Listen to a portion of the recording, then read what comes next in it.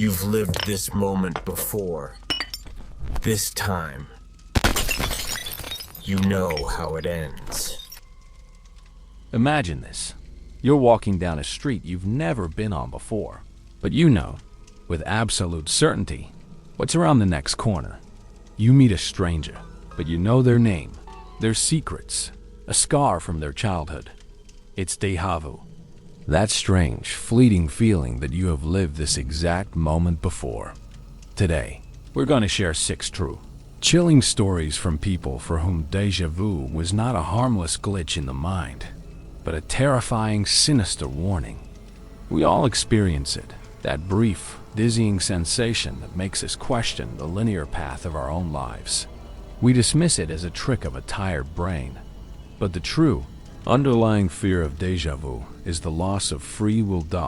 It's the chilling possibility that our lives are not a series of choices, but a script that has already been written, a path we are forced to walk again and again. It is the terrifying thought that if you've been here before, you already know the tragic outcome, and you are utterly powerless to change it. But what if these moments are not just a feeling? What if they are echoes of a different life, or a warning from your own future? By exploring these real, terrifying accounts, from a wrong turn that led to a familiar tragedy, to a dream house that was a real-life nightmare, we will delve into the sinister side of this common phenomenon. These stories are disturbing look at what happens when the feeling of "I've been here before" is not a comfort, but a curse. Now, before we relive these moments, make sure you are subscribed to Whispered Fear channel and have activated the bell. You don't want to be the only one who doesn't see the warning the second time around.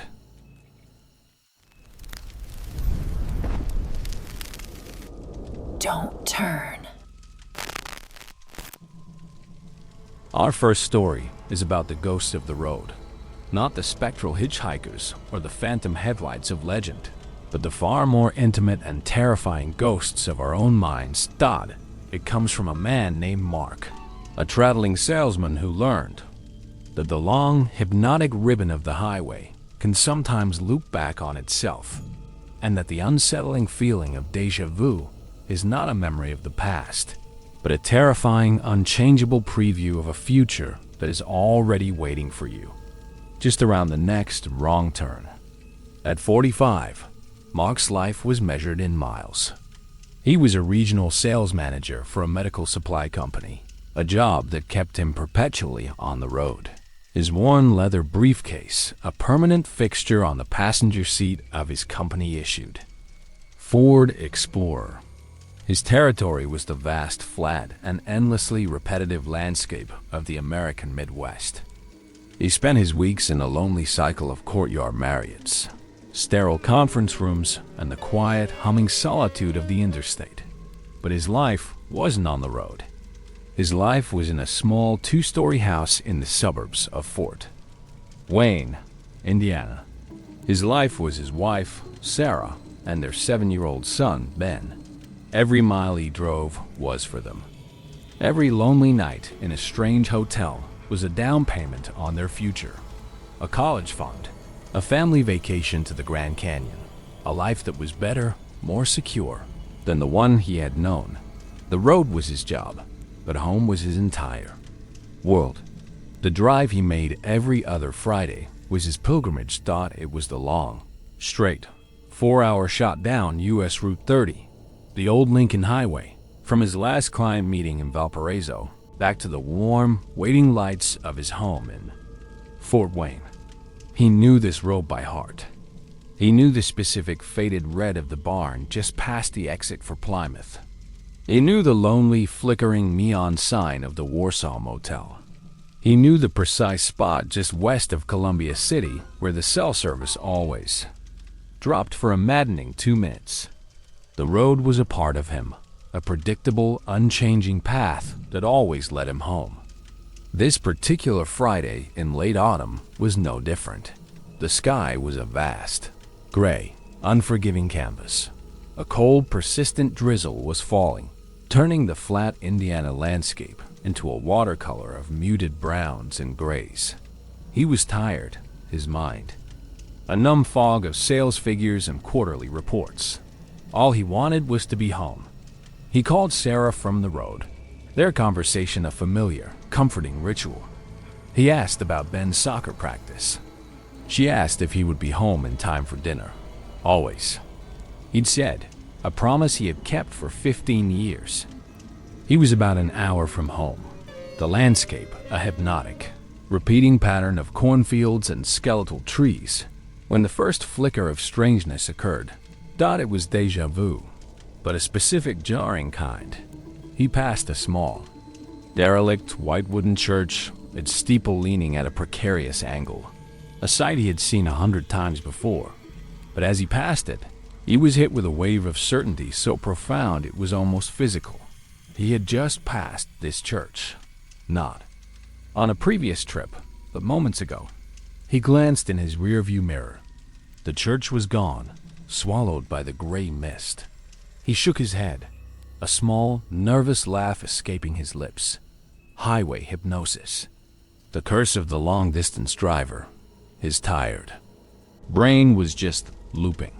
He turned up the radio, a classic rock station from Fort Wayne, WXKE, a familiar voice to anchor him in the present. He focused on the road, on the rhythmic thump of his wipers, on the simple, physical reality of the drive. 10 minutes passed. The landscape remained an unchanging sea of gray and brown. Then, up ahead, emerging from the mist, he saw it. The same small, white, derelict church, its steeple leaning at the same impossible angle. This time, the laugh died in his throat. He slowed the car, his eyes scanning the building as he passed. It was identical. The same peeling paint, the same broken window in the belfry. His logical mind scrambled for an explanation. There are two of them, he thought. Two old, identical churches on the same stretch of highway. It was a flimsy explanation, but it was better than the alternative. He drove on, the silence in his car now heavy, the rock music on the radio a tinny, inadequate shield against a growing, creeping dread. His GPS, a calm, reassuring presence on his dashboard, showed his blue dot moving steadily eastward along the straight, unwavering line of US 30. According to the satellite in the sky, he was making perfect, linear progress. But according to his own eyes, he was trapped in a stuttering, repeating reality. The next 20 minutes were a quiet, nerve-shredding ordeal. Every landmark, a specific billboard for a local insurance agent, a rusted-out tractor in a muddy field, a small, lonely cemetery with a wrought iron gate, was now a potential source of terror. He would pass one, a knot of anxiety tightening in his chest, and then spend the next 10 minutes in a state of hyper-vigilant dread, waiting to see if it would appear again. Some did. Some didn't. Single quotes T. The inconsistency was its own form of psychological torture. He felt like he was losing his grip. His memory and his perception engaged in a silent, terrifying war. He was about 30 miles from home, on a stretch of road he knew as well as his own name, when the GPS voice, his calm, digital co-pilot, did something it had never done before. In 1/4 mile, turn right onto County Road 900 East. Mark stared at the screen. The glowing blue line of his route, which should have continued straight, now showed a sharp 90-degree turn onto a small, insignificant-looking side road. He had driven this route for a decade. He had never, not once, taken this turn. It led, he knew, into a vast, sparsely populated area of farmland and small, forgotten townships. It was not a shortcut. It was the opposite of a shortcut. The GPS voice said, a hint of digital frustration in its tone as he drove past the turn, sticking to the familiar, reliable path of US 30. Recalculating, he let out a shaky breath of relief. It was a glitch. A simple, explainable, technological glitch. That was the source of his disorientation. His relief lasted for exactly 1 mile. Up ahead, he saw the flashing red and blue lights of police cars. A roadblock. A large orange sign read, "Road closed. Accident ahead. All traffic must detour." He was forced to take the next exit. His heart a cold, heavy stone in his chest. The detour signs guided him through a series of winding back roads, and eventually, inevitably, they led him back to the north, towards the same road the GPS had tried to force him onto. He was now heading south on County Road 900 East, the road he had so deliberately avoided. The world was different here. The 4-lane highway was gone, replaced by a narrow 2-lane strip of cracked asphalt. The vast, open fields gave way to a dense, dark forest of Indiana hardwoods, the trees pressing in on both sides of the road, their bare branches a tangled black net against the gray sky. The rain was falling harder here, the world a blurry, claustrophobic tunnel, and the déjà vu returned, but it was different now. It was no longer a vague, unsettling feeling. It was a sharp, specific, and terrifying certainty. He knew this road. He knew the sharp, blind curve that was coming up in a quarter mile. He knew that just after the curve, there was a small white farmhouse on the right, with a single, bare oak tree in the front yard. And he knew that the mailbox at the end of his driveway was bright, fire engine red, and had the number 912 painted on its side in clumsy, white letters. He had never been on this road before in his life, but he knew it. He knew it with a certainty that was as real and as solid as the steering wheel in his hands. He took the curve, and there it was, the white farmhouse, the bare oak tree, the bright, red mailbox, number 912.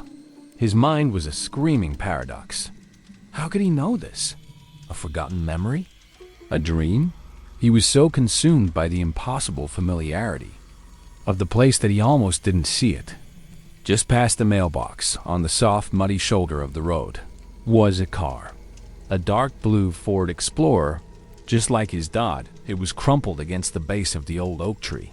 The front end was smashed in, steam still rising from the twisted metal of the hood. It was a fresh accident. He pulled his own car to a stop, his breath caught in his throat. He had to help. He got out of his car, the cold rain a shock against his skin. He ran towards the wreck. The driver's side door was jammed shut. He peered through the shattered, spiderweb glass of the driver's side window, and he saw himself. It was his face. His own 45-year-old face, but it was wrong. It was grayer, more tired. The lines around his eyes deeper, etched with a sorrow he did not recognize. A thin, white scar ran through his left eyebrow, a scar he did not have. The man in the driver's seat was slumped against the steering wheel, his head turned towards the window. His eyes were open, staring blankly out at the rain. He was not moving. Mark stumbled back from the wreck, a raw, guttural sound of pure horror tearing from his throat. This wasn't a doppelganger. This wasn't a stranger. This was him. A future him. A him that had lived a life he hadn't yet experienced. He turned to run, to get back in his car, to escape this impossible, horrifying scene. But as he turned, his eyes caught on something on the ground, near the rear of the wrecked car. It was a child's car seat, thrown from the vehicle by the force of the impact. It was lying on its side in the wet grass. And the small 5-point harness was unbuckled. The seat was empty. The final, soul-shattering piece of the puzzle clicked into place. His son, Ben, the reason for the scar, the source of the deep, unending sorrow in the eyes of his future self. He didn't remember getting back in his car. He didn't remember driving away. The next thing he knew, he was parked on the side of US 30, back on the main highway, the world bright and normal and horribly, terribly unchanged. The roadblock was gone. The detour signs were gone. He looked at the clock on his dashboard. It was 7:30 p.m. Only a few minutes had passed since he had been forced off the highway. The turn, the farmhouse, the wreck, it hadn't happened. It had been a vision, a dream, a powerful, terrifying hallucination. He drove home in a state of numb, silent shock. He pulled into his driveway. The lights of his house were a warm, welcoming beacon. He walked inside, and the sound of his son's laughter, the beautiful, innocent sound of his 7-year-old boy, playing in the living room, broke the dam of his composure. And he collapsed into his wife's arms, sobbing, a man who had just returned from his own funeral. He never told them the full story. How could he? But the experience left him a changed man. The fortress of his predictable, logical world had been shattered. He was a man who had seen his own ghost. He quit his job a month later. He couldn't do it anymore. He couldn't drive the long, lonely roads, couldn't face the hypnotic monotony of the highway.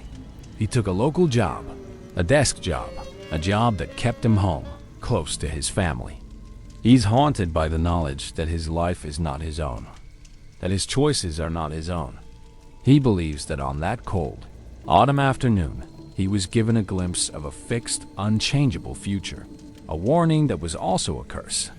He doesn't know when or how. He only knows that somewhere, on a quiet, forgotten back road, a white farmhouse and a red mailbox are waiting for him. He lives his life now in a state of quiet, constant, low-grade terror. Every time he gets in the car, every time he takes a turn, he feels a flicker of that impossible familiarity. He is a man who is forever checking his own reflection in the rearview mirror, searching his own face for the first faint appearance of a thin, white scar above his left eye. A scar that he knows, with a certainty that is a new and permanent kind of hell, is waiting for him, just around the next wrong turn. I remember you. Our second story is about the chilling intimacy of a stranger's knowledge. It's about the social masks we wear and the terrifying moment when someone you've never met looks straight through that mask and sees the secret, hidden face beneath. It comes from a young woman named Sarah, a financial analyst who learned that déjà vu is not a trick of the mind, but a key that can unlock the most secure vaults of your past, a key that, in the hands of a stranger, becomes a terrifying and inexplicable weapon. At 29, Sarah's life was a carefully constructed ascent. She was a woman built of ambition and a quiet, relentless determination. She had clawed her way from a working-class background in Scranton, Pennsylvania, through a scholarship to Boston College and into a coveted analyst position at a high-powered investment firm, Bain Capital, in their iconic headquarters at 200 Clarendon Street, the building formerly known as the John Hancock Tower. Her life was a fortress of professionalism, a carefully curated image of competence and control. Her world was one of long hours, high-stakes presentations, and the constant low-grade hum of imposter syndrome. She was a lone wolf in a world of sharks, and she knew that any sign of weakness, any crack in her armor, would be her undoing. Her greatest vulnerability was her past, a quiet, unremarkable history she had deliberately left behind, a past she believed was 1,000 miles away and completely irrelevant. The event that would shatter her carefully constructed world was a mandatory one, a corporate networking mixer. It was held on a Tuesday evening in a sleek, soulless event space in the Seaport District, a place of glass walls and panoramic views of the Boston Harbor. For Sarah, events like this were a special kind of hell, a performance, a game of exchanging pleasantries and business cards, of feigning a relaxed confidence she did not feel. She was an analyst, a woman of numbers and data, not of small talk, but attendance was not optional. Her entire future at the firm depended on her ability to play the game. She spent the first hour in a state of controlled, anxious motion. She nursed a single glass of club soda, moved through the crowd with a practiced, polite smile, and engaged in a series of brief, meaningless conversations. She was counting the minutes until she could make a graceful exit. She was standing by the floor-to-ceiling windows, looking out at the city lights, a silent, anonymous figure in a sea of expensive suits when he approached her. His voice was calm, pleasant. "The view is something, isn't it?" She turned, her professional smile clicking into place. He was a man in his late 40s, distinguished looking, with kind, intelligent eyes and a subtle, confident charisma. He was not one of the senior partners she recognized from her firm. He must have been from one of the other invited companies. She replied, her voice a smooth, practiced sound. "It is. You can almost forget you're in the city," he said, his eyes twinkling. "Almost. I'm Robert, by the way." "Sarah," she said, shaking his offered hand. And in that moment, as their hands met, a strange, powerful, and deeply unsettling feeling washed over her. Déjà Vu. It was so intense, it was almost physical, a dizzying sensation of a memory that wasn't there. She knew this man. Her mind raced. Had she met him before? At another conference? Through a mutual acquaintance? She scanned her memory, her brain a frantic Rolodex of faces and names. Nothing.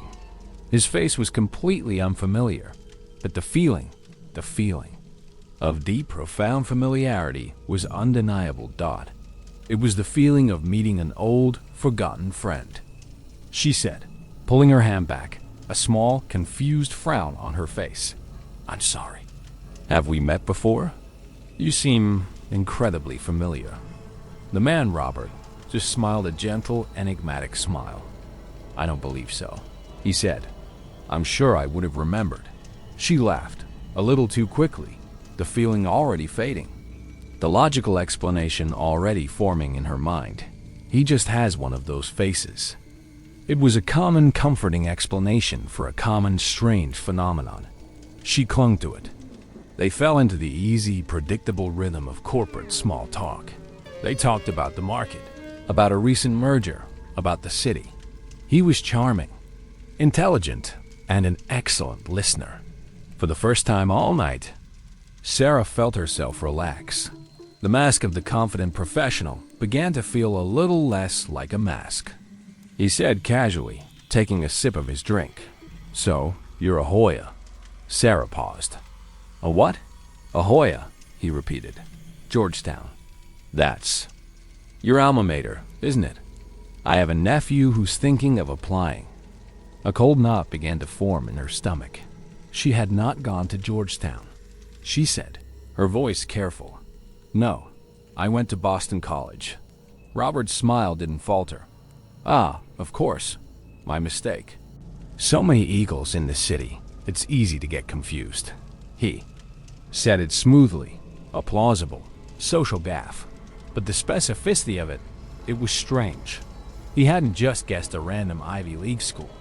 He had named a specific, plausible, but incorrect alternative. It was a near miss. Too close for comfort. The conversation continued, but the easy rhythm was gone. Sarah's internal alarms, the ones she had honed over years of navigating the treacherous waters of the corporate world, were now on high alert. He said, his gaze drifting to the Verdichen window. It must have been a big change, though, moving to a city like Boston after growing up in a place so quiet. "I'm sorry."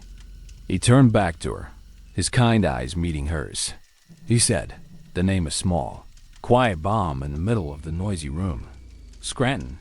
That's where you're from, isn't it?" "I've always been fascinated by those old coal towns." The cold knot in her stomach tightened into a block of ice. It was public record, of course. Her hometown. Anyone could find it on her LinkedIn profile, her firm's website. But he had said it with such a casual, intimate familiarity, as if he were talking about his own childhood. And it was a detail that no one at a party like this would have bothered to look up. It was a piece of personal, irrelevant data. She asked, her professional smile now a brittle, cracking facade. How did you know that?" "I'm a good guesser," he said, his own smile never wavering. but his eyes. The kindness in them was gone, replaced by a look of cool, detached, and deeply unsettling observation. He was not making small talk. He was demonstrating knowledge. He was showing her his hand. This was no longer a conversation, Dodd. It was an interrogation. A quiet, polite, and terrifying interrogation. He continued, his voice a low, smooth murmur. You've done well for yourself. To come from a place like that, Dodd, a family of miners, wasn't it? Your grandfather, I believe. A tough life, Dodd, it must have made you strong. Every word was a small, precise, and deeply personal cut. Her grandfather had been a coal miner. He had died of black lung disease when she was a child, Dodd. It was the central, defining tragedy of her mother's life, a story of hardship and resilience. That was the very bedrock of her own ambition, Dodd. It was not on any LinkedIn profile. It was a piece of her soul. She whispered, the noise of the party, the city lights, the entire world, fading away, leaving only her and this strange, smiling man who was systematically, calmly, dissecting her entire life. Who are you? I'm just a man who appreciates a good story, Robert said. And yours is a very good one. A story of escape. A story of reinvention. He leaned in a little closer, his voice dropping to an intimate, conspiratorial whisper. But you can never truly escape. Can you, Sarah? The past is always there. A part of who you are. He paused, letting the silence hang between them. His voice was now barely audible. Like the scar. The world stopped. The scar. A tiny, faint, silvery white line, hidden just behind her left ear, at her hairline. A scar she had gotten when she was 7 years old, when she had fallen from an apple tree in her grandparents' backyard. A scar that no one, not even her ex-boyfriend, had ever noticed unless she pointed it out. A secret physical map of a forgotten childhood pain. She unconsciously raised a hand to her ear, her fingers tracing the invisible line. The man smiled, a real, genuine smile this time. A smile of profound, terrifying victory. He had won. He had proven his point. His voice returned to its normal, pleasant volume. It was a pleasure to finally meet you, Sarah. He placed his empty glass on a passing waiter's tray, gave her a small, polite nod, and then turned and walked away, disappearing back into the anonymous, smiling, chattering sea of the crowd. She was left standing by the window, her body trembling, her mind a shattered wreck of impossible questions. Who? Was he? How could he know? A private investigator? A corporate spy from a rival firm? But the details, they were too intimate, too personal, Dodd. It wasn't just data. It was knowledge. She fled the party, her polite goodbyes a panicked, robotic script. She stumbled out into the cold Boston night, the air a welcome, cleansing shock. She walked for hours, her mind a looping nightmare. She walked all the way to the North End, the old historic heart of the city, its narrow, winding streets a comforting, physical maze that mirrored the one in her own mind. She finally found herself standing in front of the Old North Church on Salem Street. Its tall, white steeple a silent, judgmental finger pointing at the dark night sky dot, and in the quiet, historic graveyard beside it, she finally allowed herself to break. She leaned against the cold iron fence and wept, not for the fear, but for the profound, absolute, and terrifying violation of it all. The fortress of her carefully constructed life, her new identity, had been breached. Her past, the one she had worked so hard to escape, had found her, and it had been wearing the kind, smiling face of a complete and total stranger. The resolution, if it can be called that, came a week later in a sterile, impersonal way. She was called into the office of a senior partner, a man she had only ever spoken to twice. He was holding a thin manila folder. He began, his tone all business. Sarah, we've been very impressed with your work here, so much so that you were on the short list for a new, highly sensitive project, an internal promotion. it would have been a significant step up. Dash was. The word hung in the air. As you know, positions of this nature require an extreme level of vetting. We use a third-party consulting firm to conduct a comprehensive lifestyle and psychological audit of all potential candidates. It's a standard, if unpleasant, part of the process. I'm sure you understand. He opened the folder. Inside was a single sheet of paper. He slid it across the desk towards her. It was a report. At the top was the logo of the consulting firm. A simple black circle with the name Erebus Analytics printed beneath it. The report was a summary of her life, a cold, clinical, and terrifyingly accurate psychological profile, and it detailed every single one of her deepest insecurities, her quiet anxieties, her buried traumas. All of it. And in the final section, under the heading Field Test Assessment, was a single paragraph. Subject was engaged in a controlled social setting. An operative, Robert, was tasked with testing the subject's composure and resilience under extreme psychological pressure. The operative successfully deployed a series of targeted, classified personal data points, including details of the subject's family history and a specific, concealed childhood injury. The subject's reaction was unsatisfactory. She exhibited signs of extreme emotional distress, disengagement, and a complete loss of professional composure. Recommendation: subject is a high-performance analyst, but lacks the requisite psychological fortitude for a high-pressure leadership role at this time. Failed. The final word was stamped in a thick red ink. Sarah stared at the word, the letters blurring through her tears. The man at the party hadn't been a ghost. He had been an auditor. The déjà vu hadn't been a glitch in her mind. It had been a carefully orchestrated psychological test. The job of her dreams had not just been an opportunity. It had been a crucible, a trial by fire designed to see if she would break, and she had. She was left with a knowledge more terrifying than any ghost. Her secrets were not her own. Her past was not her own. They were data. They were commodities to be bought, sold, and weaponized by faceless, smiling men in expensive suits. She had spent her life trying to build a fortress, but she had never realized that the enemy was not. At the gates, they were already inside, reading her mail, listening to her calls, and waiting for the perfect moment to remind her that in the modern world, the most terrifying thing is not a stranger who wants to harm you. It's a stranger who knows you better than you know yourself. Welcome home. Story 2. I've Met You Before. 6 true scary stories of Dear Next Story is about the ghosts that live not in a house, but in a dream. It's about the terrifying moment when the familiar, recurring landscape of your own private nightmare turns out to be a real place, a place that is waiting for you, a place that remembers a secret you have long since forgotten.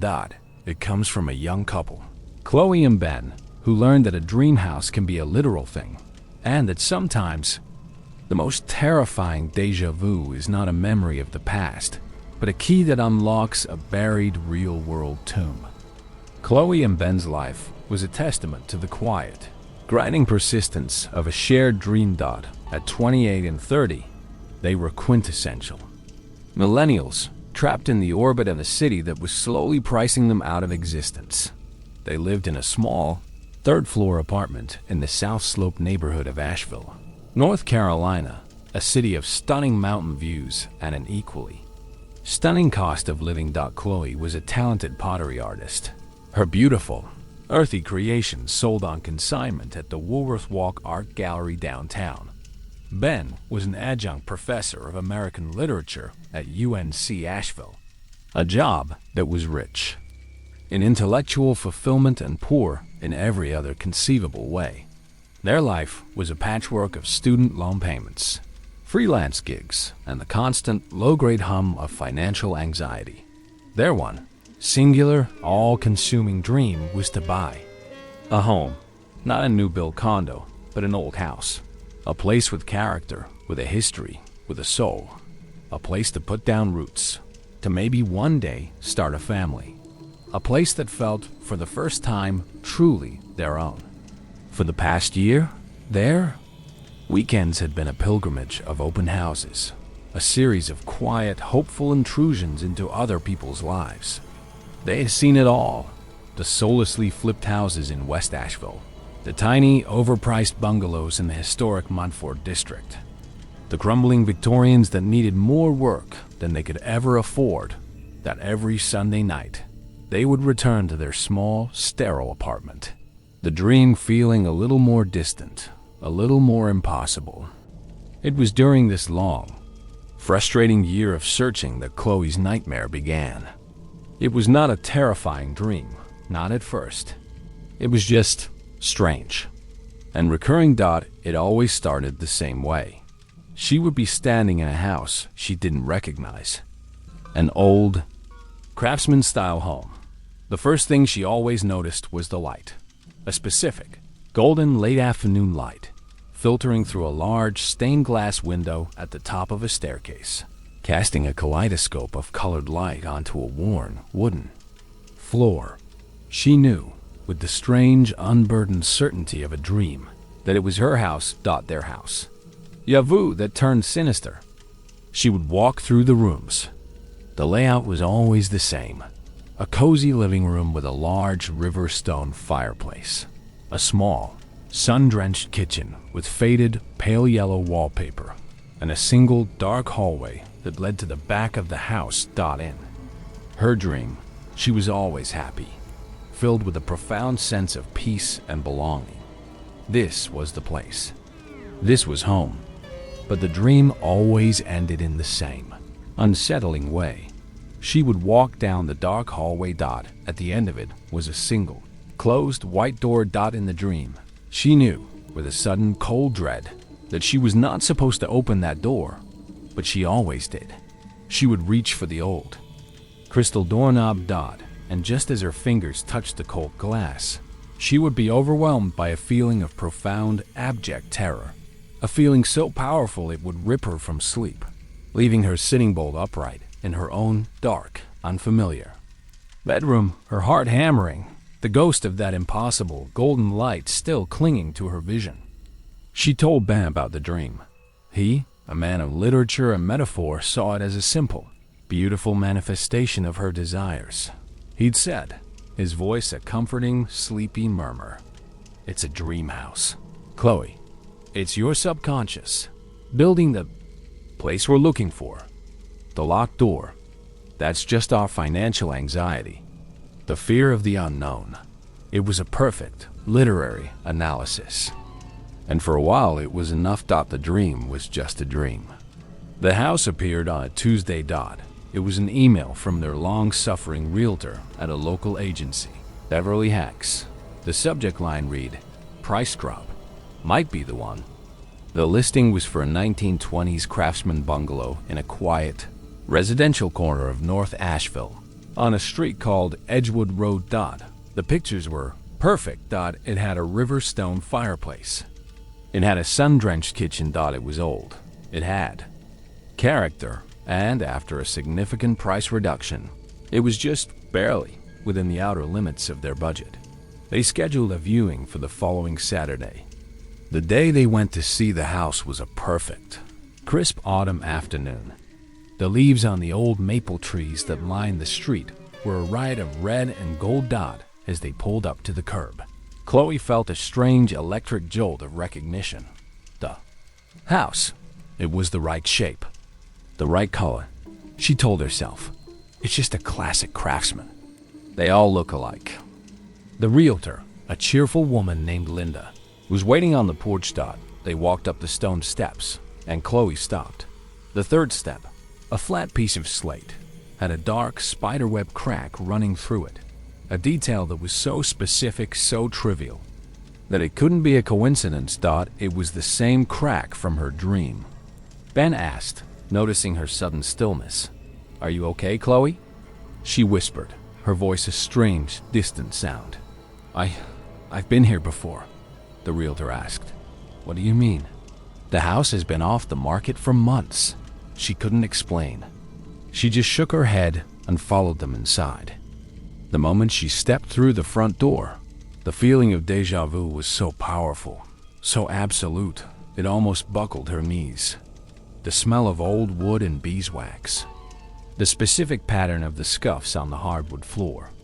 The way the afternoon sun slanted through the living room window, illuminating the dust motes dancing in the air. She knew this house. She had been here 100 times before, in the quiet, secret theater of her own mind. She walked through the rooms in a daze, her real, physical footsteps tracing the exact path she had taken in her dreams. The living room, with its massive riverstone fireplace, the small, sun-drenched kitchen, with its faded, pale yellow wallpaper dotted, was all exactly as she had dreamed it. Ben and Linda were talking about property taxes and loan pre-approvals, their voices a distant, meaningless buzz. Chloe was in another world, a world where dream and reality had collapsed into a single, terrifying, and beautiful singularity. She whispered, her hand tracing the smooth, cool stone of the fireplace. This is it, Ben. This is the one. This is our house. Ben, seeing the look of pure, unadulterated love on her face, just smiled. He didn't understand the depth of her certainty, but he trusted it. He trusted her. It was then that she saw a dot at the end of the main living space, past the kitchen. A single, dark hallway. A hallway that led to the back of the house. A cold, familiar dread washed over her dot. She knew what was at the end of that hallway. Linda said, her voice cheerful, oblivious. Let's check out the bedrooms. She started walking down the hall. Chloe didn't want to follow. Every instinct in her body screamed at her to turn, to run, to leave this dream house, and never look back, but she couldn't. She was a character in a story that was already written. She had to see it through to the end.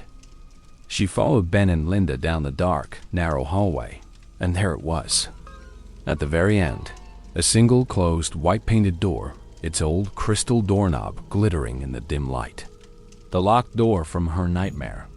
Linda said, turning, the crystal knob. This is the master bedroom.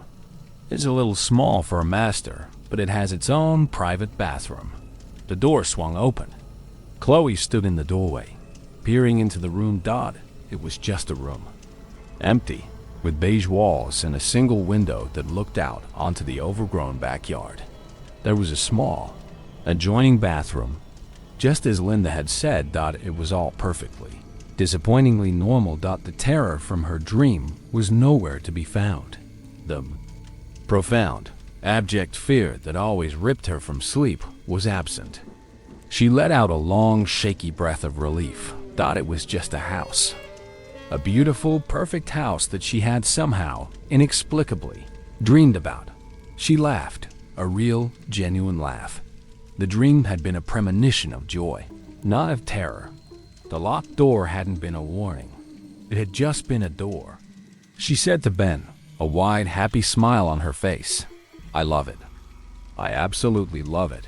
They spent another hour in the house, measuring rooms, talking about where their furniture would go, planning their future. They decided to make an offer as they were about to leave. Chloe was in the master bedroom 1. Last time, her mind already arranging a bed, a dresser. She noticed the carpet. It was an old, ugly shag carpet from the 70s, a nauseating shade of avocado green. It was the one thing in the house she truly hated. She said, kicking at the corner of the rug with her foot, this has to go. The edge of the carpet lifted, revealing the dark oak floorboards beneath, and something else, a stain. A large, dark reddish-brown stain on the hardwood, a stain that someone had tried and failed to scrub away, a stain that looked, to her artist's eye, exactly like old dried blood. And in that moment, her dream, her beautiful, happy dream, came rushing back to her. But this time, it was complete. The final missing piece of the nightmare, the part she always woke up before she could see, finally clicked into place. She had not been afraid of the door, Dot. She had been afraid of what was behind the door. She had been afraid of this room, and she had been afraid of this stain. The world tilted. The beautiful, perfect dream house was not a dream, Dot. It was a memory, a repressed, traumatic memory that her subconscious had been trying to show her piece by piece for over a year. She had been here before. She didn't tell Ben. She didn't tell Linda. She couldn't. How could she explain a truth she didn't understand herself? They made the offer. It was accepted. 2 months later, the house on Edgewood Road was theirs. The first thing they did was tear out the old avocado green carpet. The stain was there, a dark, silent accusation on the floor. Ben, ever the pragmatist, assumed it was rust or paint or wine. He sanded the floors himself and the stain, along with the top layer of the old oak, disappeared. The floors were beautiful, perfect, and new. The secret was gone. But for Chloe, the house was no longer a dream. It was a mystery she was compelled to solve. She spent her days not unpacking, but at the Pack Memorial Public Library, digging through archives, searching for the history of her new home. She found the record of its construction in 1922. She found the names of every family who had ever lived there. And she found the story. It was from 1999. She had been 7 years old. Her family had been on a road trip, a summer vacation through the Blue Ridge Mountains. She had vague, hazy memories of it. On their way from Virginia to Georgia, their car had broken down right outside of Asheville, North Carolina. They had to spend the night. They had rented a room for the night in a small, local guest house, a beautiful old craftsman-style home, a house on Edgewood Road. And that night, something terrible had happened. The newspaper article was brief, circumspect. It was about the owners of the guest house, a husband and wife. There had been a domestic dispute, a tragic accident. The wife had been killed. The husband had been arrested. The article mentioned there had been one other family staying in the guest house that night, a family with a small child who were now witnesses in a murder investigation. The family was hers. The final, horrifying, and deeply buried truth of her dream, of her life, was not that she had a psychic connection to a house. It was that she had been a witness. She had been the small, 7-year-old girl who had been sleeping in the room next door. The locked door in her dream hadn't been a door to a bedroom. It had been the door to her parents' room, a door she had been locked behind for her own safety. And the terror she felt every time she reached for the knob wasn't a supernatural premonition. It was the real, remembered, and deeply repressed terror of a little girl lying in the dark, listening to the sounds of a real-life monster just on the other side of the wall. The blood stain on the floor was real. Her mind hadn't been warning her. It had been trying to remember. She was left with a choice. She could tell Ben, tell her parents, and in doing so, rip open a wound that had been sealed for 20 years. Not just for her, but for them. Or she could keep the secret and live. In her dream house, a house that was not a sanctuary of joy, but a silent, beautiful tomb of a memory she now, finally, and horribly, understood. She chose silence. She lives in the house today. It is her home. She is happy there, most of the time. But some nights, when the house is quiet and the moon is full, she finds herself standing in the doorway of the master bedroom, looking at the beautiful, perfect, and seamless hardwood floor. And she can't help but wonder. The sanding had removed the stain, but what, exactly, is still buried just beneath the surface of the wood in the deep, dark, and silent spaces of her own perfect dream house? Say your line. Our next story is about the most terrifying kind of trap, A conversation. It's about the horror of a moment that refuses to end. A script that has already been written, and the chilling realization that you are not a participant in a discussion, but a puppet, forced to speak the same lines over and over, leading to the same tragic and inescapable conclusion. It comes from a man named Kevin, who learned that déjà vu is not a memory. It's a cage. Kevin and Maria's love story was like their apartment, a work in progress. At 28, Kevin was a man caught in the powerful, opposing currents of his own life. By day, he was a driven, ambitious junior associate at a law firm in downtown Cleveland, Ohio. His life at Tucker Ellis LLP was a world of billable hours, of meticulous legal research, a world where every word mattered. By night, he was just a guy, deeply in love with a woman who was, in many ways, his complete opposite. Maria was an artist, a painter. Her world was one of chaotic, beautiful emotion, of color and intuition. Their small, third-floor apartment in a historic building in the Ohio City neighborhood was their shared sanctuary, a place where his rigid black-and-white world met her. Vibrant, colorful one. Their life was a constant, beautiful and sometimes difficult negotiation between logic and passion. The argument that would shatter their world began, as most do, over a small, insignificant thing that was never really about the thing itself. It was about their future. Kevin had just received a job offer. Not just any offer. An offer to join a prestigious, high-powered law firm in New York City. It was a career-making opportunity, the kind of job he had been working towards his entire life. It was a validation of every late night, every sacrifice. But it was also a hand grenade, thrown directly into the center of their quiet, carefully constructed life in Cleveland. Maria's entire world, her studio, her gallery connections at 78th Street Studios, her community was here. The job offer was not just a choice between two cities. It was a choice between two futures, between his dream and theirs. The conversation had been a low, simmering storm for a week. They would circle it, touch upon it, and then retreat, neither of them wanting to face the monumental, life-altering decision it represented. This particular night, a cold, rainy Friday in November, the storm finally broke. They were in their living room, the rain drumming a mournful, rhythmic tattoo against the old window panes. The room was their history, his neat stacks of law books on one side, her chaotic, paint-spattered canvases leaning against the other. Maria said, her voice quiet, but tight with a familiar, simmering frustration. I just don't understand why it has to be now, Kevin. We're happy here. We're building a life. And in that moment, as she spoke those exact words, a strange, powerful, and deeply unsettling feeling washed over Kevin. Déjà vu. It was so intense.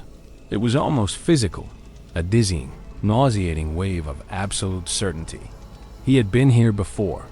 He had heard these exact words, in this exact tone, in this exact room. He knew with a certainty that defied all logic what he was about to say next. The words were already on his tongue, a script written by a ghost. He heard himself say, the words feeling alien, borrowed. It's not about being happy, Maria. It's about being successful. This is the opportunity, the one we've been waiting for. As he spoke, he was watching himself as if from a distance, a helpless actor in a play he had forgotten he was in. He watched her face, and he knew the exact way her expression would shift from frustration to a deep, wounded hurt, and it did. He knew she would look away, towards the rain-streaked window, and say, "So, your opportunity is more important than our life?" She looked away. She spoke the words, every detail, every nuance, every beat of. The conversation was a perfect, horrifying echo of a memory he didn't know he had. He tried to break the script. He tried to say something else, anything else, but the words were stuck in his throat. He was a prisoner of a conversation that had already happened. He knew what came next. He would stand up. He would pace. He would say something about sacrifice, about building a better future. And she would reply, her voice cold now, that he was the only one who saw their life as something that needed to be escaped. He stood up. He began to pace. The words came out of his mouth. His own voice, a foreign instrument. Her reply was a perfect echo, a line delivered with chilling, heartbreaking precision. The conversation, the argument, was a loop, a perfect 5-minute loop of rising tension and escalating hurt, replaying itself in real time. But it wasn't a memory of a past event. He knew with a new, dawning, and soul-crushing terror that this was not a memory. It was a premonition, a dress rehearsal for a tragedy that was about to reach its final, unchangeable act. He had been here before, and he knew how it ended. He had to stop it. He had to derail the conversation. He had to break the loop. As she was delivering her next line, a quiet, cutting remark about his ambition, he did the only thing he could think of. He interrupted her. He said something cruel, something he had never said to her before, something that was not in the script. His voice was a harsh, ugly sound he didn't recognize. Maybe the life we have here just isn't enough for me anymore. The words hung in the air, a poison. The effect was immediate. The loop was broken. The familiar, horrifying rhythm of the argument shattered. Maria stared at him, her face a mask of pure, unadulterated shock and a pain so deep it was like a physical wound. The hurt in her eyes was 1,000 times worse than the scripted anger he had been expecting. She whispered, her voice trembling, "What did you just say?" He had done it. He had broken the loop, but he had replaced a predictable tragedy with an immediate and far more brutal one. He had saved them from the argument he knew was coming, but he had done so by detonating a bomb in the heart of their relationship. He stammered, the control over his own words returning, the horror of what he had just done crashing down on him. "Maria, I didn't mean that," but it was too late. The damage was done. The trust, the foundation of their shared life, was fractured. She just looked at him, a profound, heartbreaking sadness in her eyes, and shook her head slowly. Her voice was a quiet, final sound. I think you did." She turned and walked out of the living room towards the bedroom, her movements a slow, sad retreat. He stood in the silent living room, the weight of his own cruel words a crushing presence. He had broken the loop. He had changed the future. But at what cost? He was about to follow her, to apologize, to try and undo the terrible, calculated damage he had inflicted when he heard the sound. It was not the sound of the bedroom door closing. It was a short, sharp, splintering crack, followed by a heavy, sickening thud. And then a sound that would be burned into his memory forever. His own name, spoken by Maria, not in anger, not in sadness, but in a strange, quiet, and utterly final gasp. Kevin. He ran. He sprinted down the hallway to their bedroom. The door was open. The room was empty. The bed was unmade. The window was open, the rain and the cold night air pouring in. He ran to the window and looked out. The old iron fire escape that ran down the back of their historic building was slick with rain. And at the bottom of the first steep flight of stairs, lying in a broken, unnatural heap on the landing 1 floor below, was Maria. She had been running. From him, from his words, and in her haste, her foot had slipped on the wet, treacherous metal. The tragic outcome had not been a fight. It had not been a breakup. It had been this. The déjà vu hadn't been a memory. It hadn't been a premonition of an argument. It had been a warning. A detailed, second-by-second preview of the exact conversation, the exact sequence of events that would lead to this single, final, and catastrophic moment. The loop hadn't been the trap. The loop had been a chance to see what was coming, a chance to change it. And he had changed the script in his desperate, clumsy attempt to avoid a small emotional pain. He had, with a single cruel and calculated sentence, created the very shock and anger that had sent her running blindly into the dark and the rain. He hadn't averted the tragedy. He had become its architect. He was left with a knowledge more horrifying than any ghost. He had been given a glimpse of the future, a chance to rewrite a terrible ending.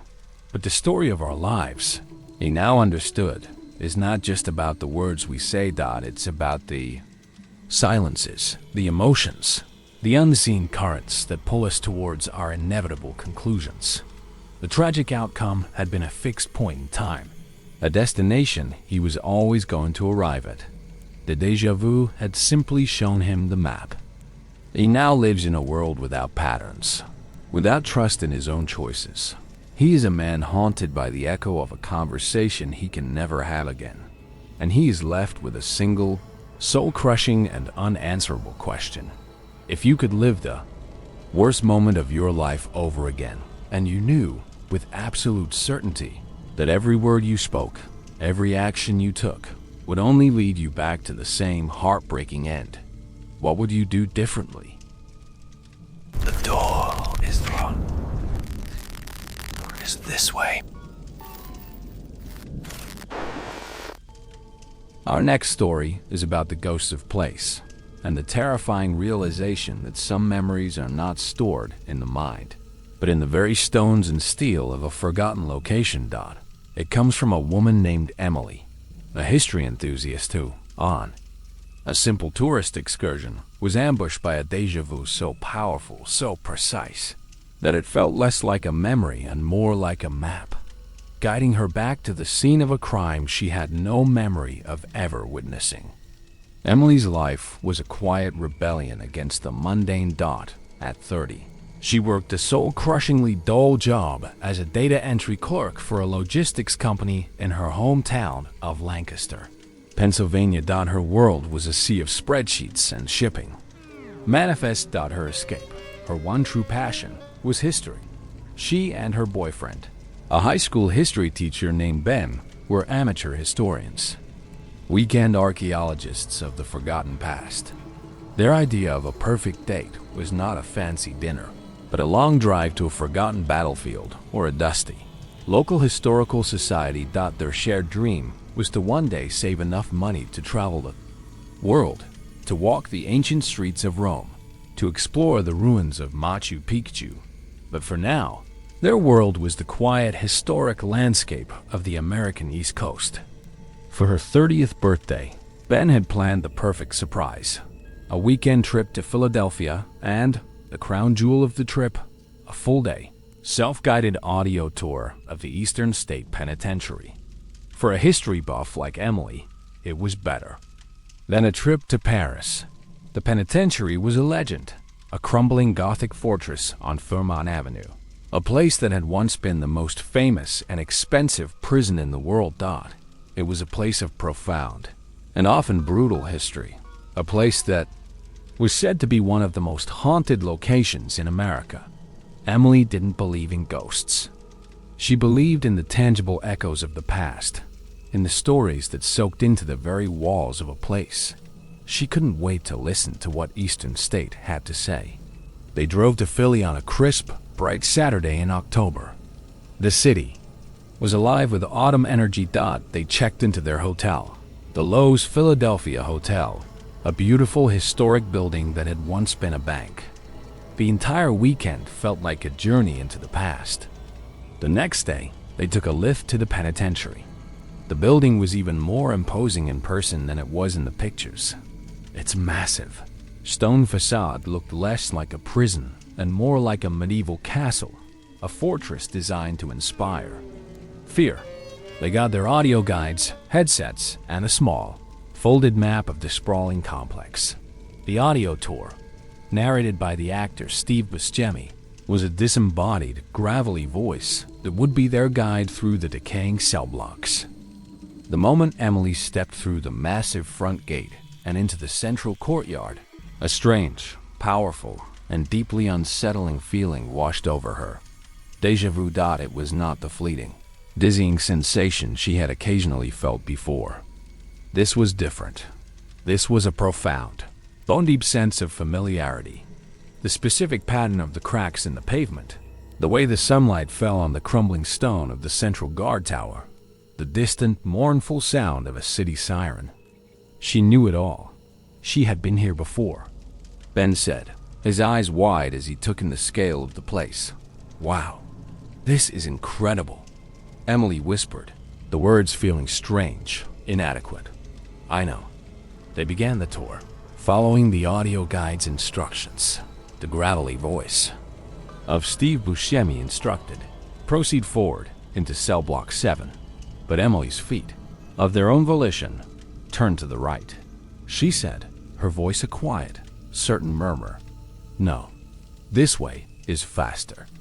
The connecting corridor is just past the old infirmary. Men looked at her, then at the map in his hand. What are you talking about? The map says the infirmary is on the other side of the complex. This way just leads to a dead end. She couldn't explain it. She just knew. She felt an invisible thread pulling her, a muscle memory of a place her conscious mind had never been. She walked to the right, down a narrow, unmarked corridor, and there it was, a small, arched doorway that led to a short connecting hall, a clear shortcut to the other side of the prison. It was not marked on the tourist map. Ben said, his voice a mix of confusion and awe. Whoa, how did you know that was there? She stammered, the feeling of unreality growing stronger. I don't know. I just did. This became the pattern for the rest of their visit. The audio guide would instruct them to go one way, and Emily would know a different, better route. She could navigate the labyrinthine, decaying cell blocks with a flawless, inexplicable precision. She knew which staircases were closed, which corridors were dead ends. She knew that the small, unmarked door in the back of the chapel led to a hidden courtyard where the guards used to smoke. She was not a tourist. She was a native. Ben, at first amused, became increasingly unsettled. He was a man of history, of facts, and the fact was, Emily had never been to Philadelphia before in her life. He said, his voice low, as she led him down another unmarked hallway. This is freaking me out.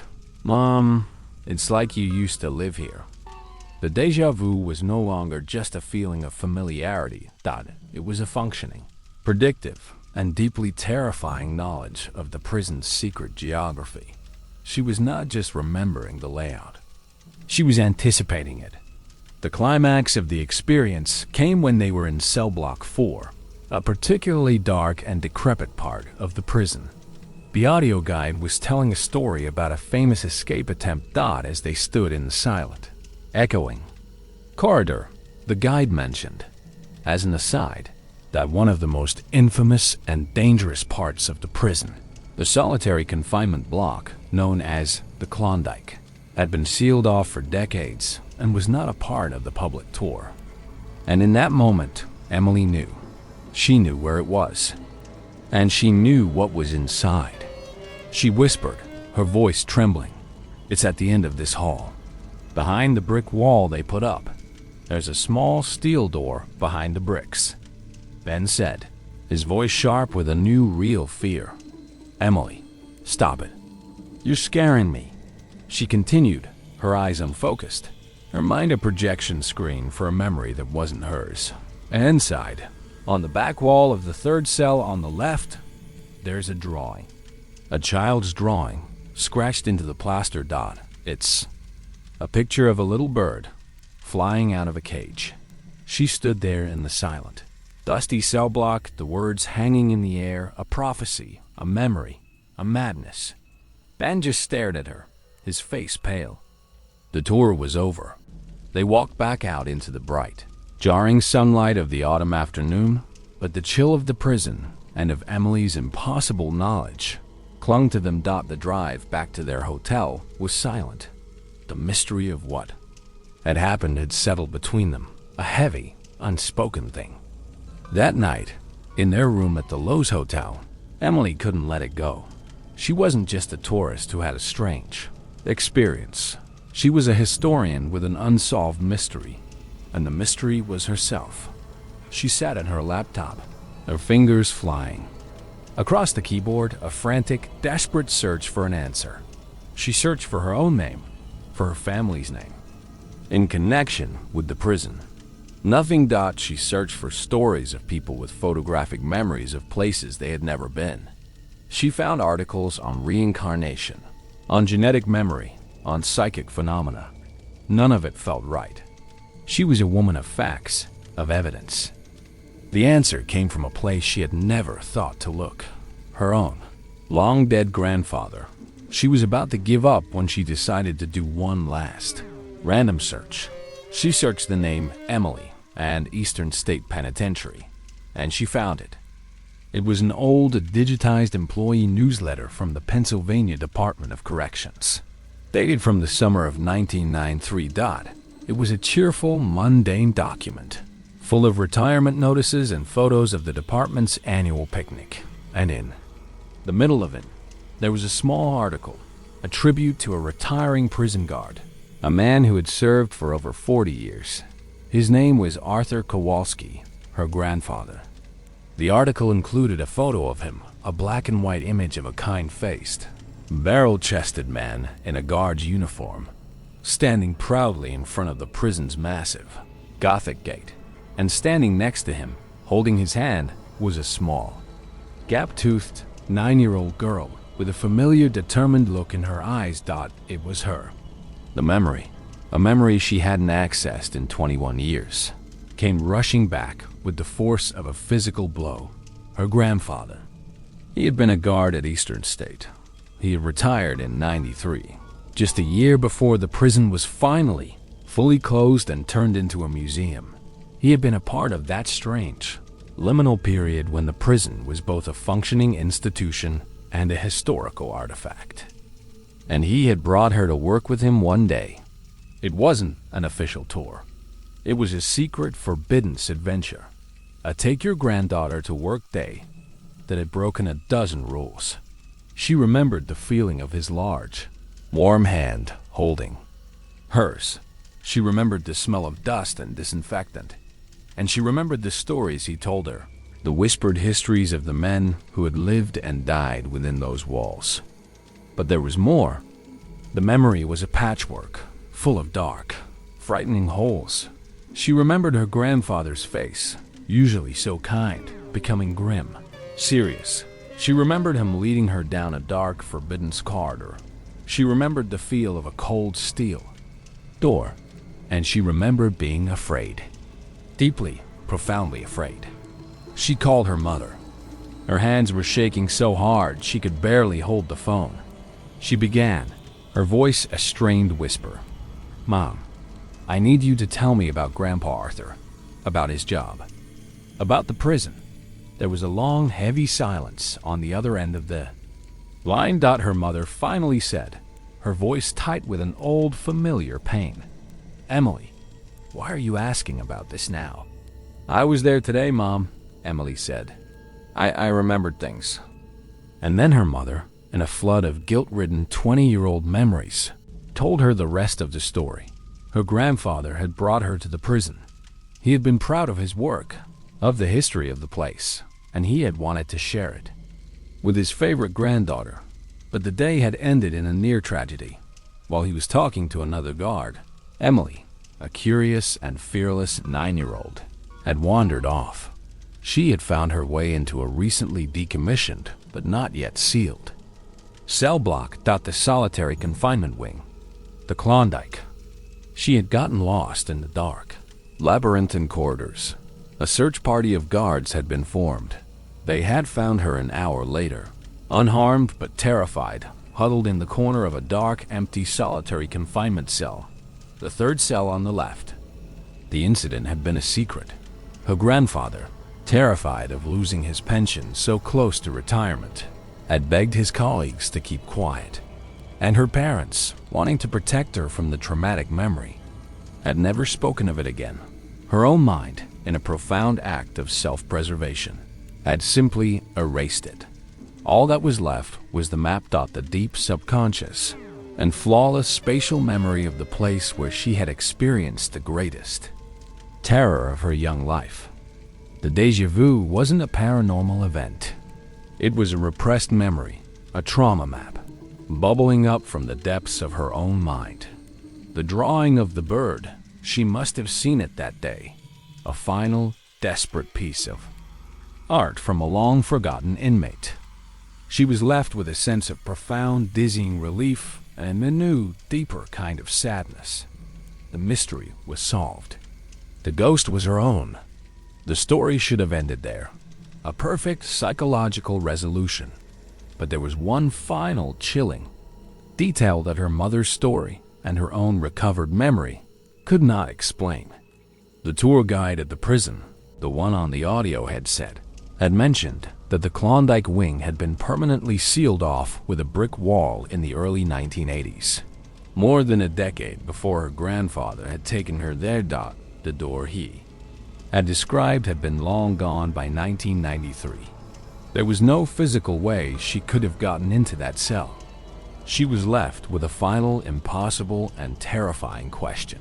The déjà vu, the perfect, flawless navigation of the prison, had been her own repressed memory. But the memory itself, the memory of being in a room that she could not have possibly entered, that was the real ghost. A glitch in the timeline of her own life. A visit to a place that was both real and impossible. She had not just been lost in the prison. She had been lost in time. And she is left with the chilling knowledge that the walls of a place are not its only prison. Sometimes, the most inescapable cage is the architecture of your own impossible memory.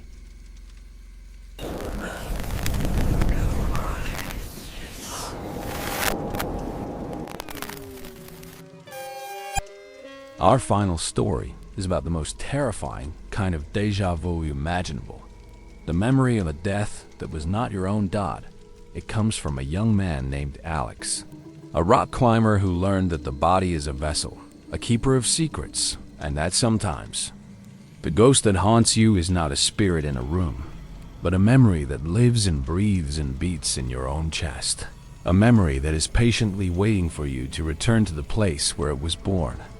At 29, Alex's life was a conversation with gravity.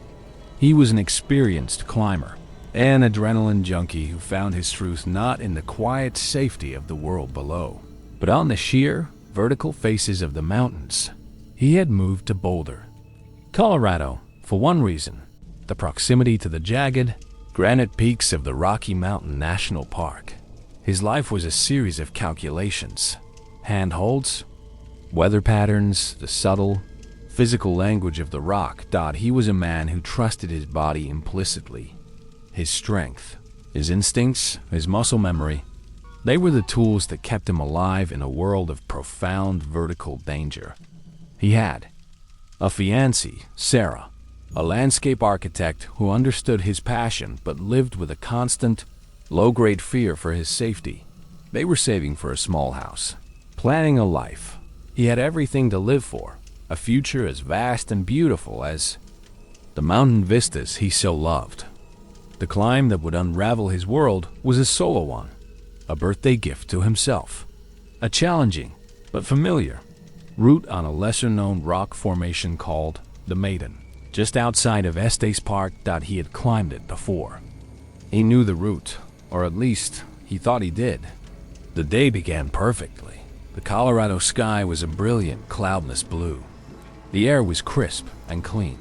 He parked his Jeep at the trailhead, sent his customary, "Starting my climb, love you" text to Sarah, and began the hike in. The approach to the Maiden was a 2-mile trek through a beautiful, sun-dappled ponderosa pine forest. The world was quiet, peaceful, perfect. The first flicker of strangeness came as he was nearing the base of the rock formation. The trail forked. The main, well-worn path went to the right. A smaller, barely there game trail went to the left. The official route, the one he had always taken, was to the right. But his feet, of their own volition, pulled him to the left. He paused. A small frown on his face thought it was a feeling, a deep, instinctual pull, a profound sense of familiarity with a path he had never walked. A thought, not his own, seemed to whisper in his mind. I know this way. It's faster. The handholds are better on this side? He shook his head, a small, nervous laugh escaping his lips. He was just antsy to start the climb. But the feeling was so strong, so certain that he did something he had never done before. He broke from his plan. He trusted the strange internal compass. He took the path to the left. The trail was overgrown, difficult thought, but as he walked, the déjà vu intensified. He knew which log to step over, which patch of loose scree to avoid. His body moved with a flawless, confident grace through a landscape his conscious mind had never seen. It was like his muscles remembered a journey. His brain did not. He reached the base of the maiden from a completely new angle, and he saw that the path had led him to a better, more sheltered starting point. The strange internal voice had been right. He dismissed it as a lucky guess, a subconscious memory from a map he had once studied. He began his climb. The rock was cool and solid under his fingers. The world fell away, his focus narrowing to the next handhold, the next foothold, the silent, vertical dance with the mountain. He was in his element. He was in control. He climbed for hours, the sun warm on his back. He reached a familiar ledge about 2/3 of the way up, a place to rest, to drink water, to look out at the breathtaking expanse of the Rockies. He was feeling strong, confident. He was about to continue up the standard route when the feeling returned, stronger this time. The feeling of a memory that wasn't his. The internal voice whispered, a current of cold dread in the warm sun. No, not that way. The rock is loose up there. A storm last spring. It's not safe. Go around. To the west face. He looked up at the route he had planned, the route he had climbed before. It looked fine, solid, but the warning in his head was so specific, so certain. He remembered hearing about a bad rock slide in the park last spring, but the official Park Service website, which he had checked that morning, had said this route was clear. His logical mind, the part of him that trusted data and official reports, told him to ignore the feeling. But his body, his climber's body, the one that had just flawlessly navigated a forgotten trail, was screaming at him to listen. He made another choice. He abandoned his plan. He began to traverse westward, across a difficult, exposed section of the rock face, towards a part of the maiden he had never explored. With every movement, the déjà vu was a physical guide. His hands and feet seemed to know where to go, finding small, almost invisible holds with a certainty that was not his own dot. It was like he was following a ghost, a spectral guide who was leading him up the mountain. He finally reached a small sheltered ledge on the west face. He was exhausted, his muscles aching, his mind a storm of confusion. He looked back across the face of the rock dot and he saw it. On the route he had just abandoned, about 50 feet above where he would have been. A section of the rock face, a massive granite slab the size of a car, was gone. All that remained was a fresh, pale scar on the mountain and the faint, lingering smell of pulverized rock in the air. The rock slide had not been cleared. The official report was wrong. The voice, the déjà vu, had just saved his life. He sat on the ledge for a long time, his body trembling, his mind struggling to process the impossible. What was happening to him? Was he a psychic? Was he being guided by a guardian angel? The explanations felt absurd, fantastical, and deeply, fundamentally unscientific. He knew he should go down, but the pull, the need to know where this impossible journey was leading him, was stronger than his fear. He continued to climb, no longer following a route, but following the strange internal map of his déjà vu. He finally reached the top, the summit of the Maiden. As the sun began to sink towards the horizon, painting the sky in fiery shades of orange and red. The view was breathtaking, but he felt no triumph, only a profound and deeply unsettling sense of arrival, as if this was the place he had been meant to be all along. He stood on the small, flat summit, the wind whipping at his clothes, and he saw the spot, a section of the summit, near the sheer 1,000-foot drop of the north. Faced out, it was a place that felt more familiar than his own apartment. He walked towards it, his feet moving as if in a dream. And as he reached the edge, the déjà vu exploded. It was no longer a whisper, a guide. It was a full-body, sensory, and utterly terrifying memory. He remembered it all.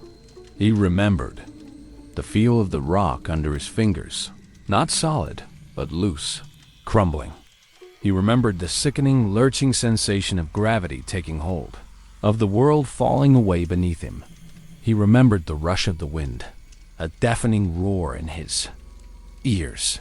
He remembered the brief, terrible, and impossibly clear view of the jagged rocks 1,000 feet below. And he remembered the impact, a white-hot, all-consuming explosion of pain that was not a memory of pain, but the pain itself.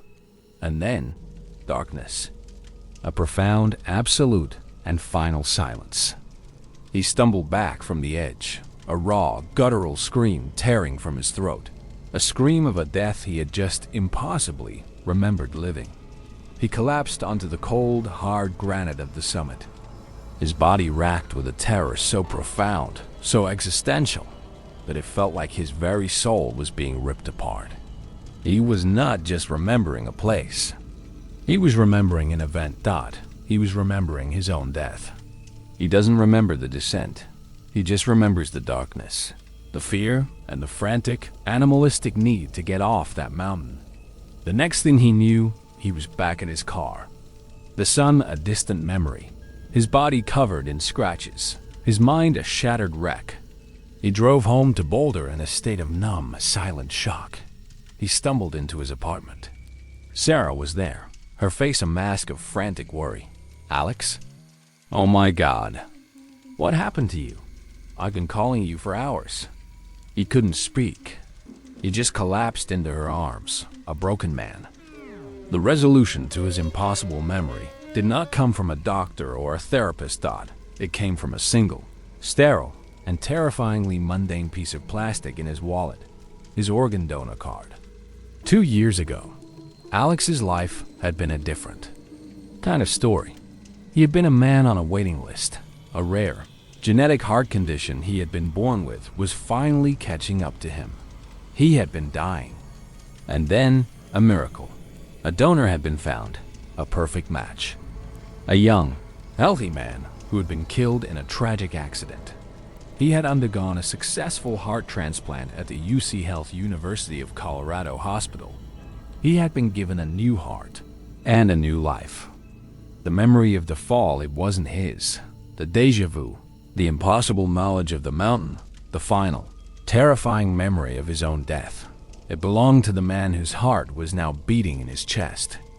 The theory is called cellular memory. It's a controversial and mostly unproven idea that memories and personality traits can be stored in the cells of our organs and transferred from a donor to a recipient. Most scientists dismiss it as anecdotal, a psychological phenomenon of a mind grappling with a traumatic surgery. But for Alex, it was real. He did the research. He found the old news articles from the Estes Park Trail Gazette. A 28-year-old rock climber, a young man named Jake, had fallen to his death from the summit of the Maiden 2 years ago. An experienced climber. A tragic, inexplicable accident. He had been an organ donor. Alex was left with a knowledge more horrifying than any ghost. He was a man with two pasts, two sets of memories, his own and the final, terrifying moments of a dead man. The whispers he had heard on the mountain, the warnings, the alternate path. It had been the ghost in his own blood, the cellular memory of his new heart, desperately trying to keep its new host from repeating its own fatal mistake. He no longer climbs the mountains once his sanctuary, are now a source of profound existential terror. He's haunted by a life he never lived, and a death he can never forget. And he is left with a single, chilling, and unanswerable question. He has the man's heart. He has his final memories, but what else did he get in the transplant? What other secrets, what other fears, what other ghosts are now a permanent silent, and patiently waiting part of his own borrowed and terrifying new life? A premonition of a tragedy you are doomed to cause. An impossible knowledge of a stranger's soul. A fey dream house that was a map to a buried trauma. A conversation that was a cage. A tourist who was a native. And a memory of a death that was not your own. These 6 stories began with a simple, familiar feeling. Déjà vu. A harmless glitch. A trick of the tired mind. But they all unraveled to reveal a far more sinister truth. That the feeling of having been here before is not a memory of the past. It is the terrifying realization that your life is a script that has already been written. That your free will is an illusion. The true horror in these accounts is the loss of the present moment. It's the chilling discovery that you are not a participant in your own life, but a ghost, an echo, walking a path that has already been paved, speaking lines that have already been spoken. It is the ultimate form of helplessness, the quiet, maddening terror of knowing what comes next, and being utterly powerless to stop it. They force us to confront a question that lies at the very heart of our consciousness. Are our lives a series of choices? Or are we just characters in a story, doomed to repeat our most tragic scenes over and over for an audience we can never see? If these stories have made you question the path you are on, prove that this moment is real by subscribing to Whispered Fear, leaving a like and sharing this video. Your support helps us to keep reading the pages that were never meant to be seen. But what if the horror isn't the feeling that you've been here before, but the terrifying certainty that you are the only one here now? Click the video on your screen as we clock in for our next shift. 4 true unsettling stories from people who work the night shift alone. See you there in the long, quiet hours.